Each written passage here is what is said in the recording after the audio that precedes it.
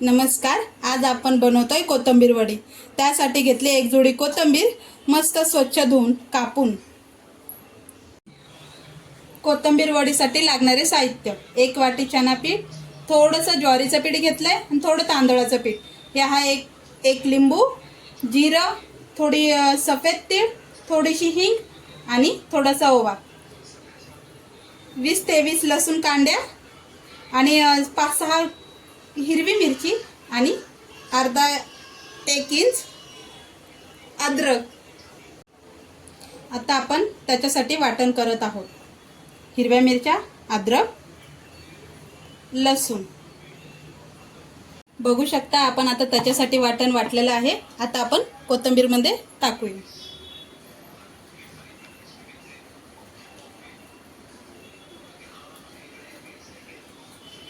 आता आपण याच्यात मिरची, अद्रक, लसूणचं वाटण टाकलेलं आहे. आता टाकूया थोडंसं ओवा, थोडीशी हिंग, थोडंसं जिरं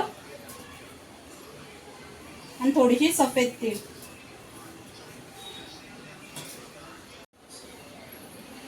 आणि थोडंसं चवीला लिंबू. आता आपण या मिश्रणामध्ये थोडंसं टाकत आहोत ज्वारीचं पीठ, आपल्याला लागेल तसं. थोडंसं तांदळाचं पीठ, थोडं चण्याचं पीठ.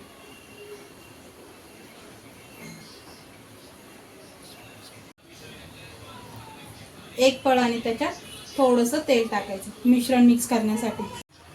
हे पाणी आता आपण कोथिंबीर वड्यांना वाफ देण्यासाठी ठेवलेलं आहे. थोडीशी हळद, चवीनुसार मीठ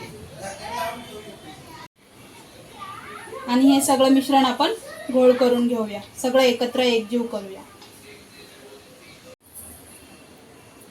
त्याच्यावर लागेल तसं थोडंसं पाणी घ्यायचं. हे मी मिरची लसूणचं पाणी घेतलेलं आहे. बघू शकता आता हा एक घोळ तयार झालेला आहे. आता तो आपण हाताला तेल लावून थोडे त्याचे मोठेसे गोल करून वाफेवर ठेवून देऊया. पाणी ठेवलेलं आहे वाफळायसाठी. आता आपण भांड्याला तेल लावून, हे बघा आता आपण चाळणला तेल लावून घेतलेलं आहे. हे आता आपण पाण्यावर ठेवू आणि हे गोळे तयार करू.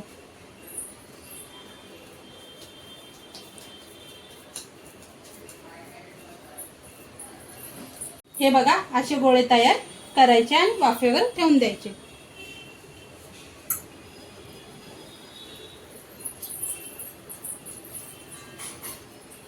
तुम्हाला पाहिजे तसे तुम्ही करू शकता. हे बघा आता असे तयार झालेले आहे. आता आपण हे वाफेवर ठेवून देऊ. मस्तपैकी आता आपण याला झाकण लावून ठेवून देऊ 15-20 मिनिटासाठी. चला आता आपण बघूया. वाफेवर मस्त झालेलं आहे. हे बघा वाफेवर आता मस्त झालेलं आहे.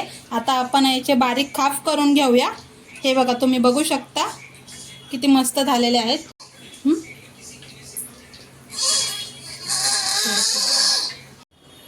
हे बघा असे आता मस्त आपण बारीक खाप कापून घेतलेले आहे. आता आपण ते फ्राय करूया. तेल मस्त तपलेलं आहे.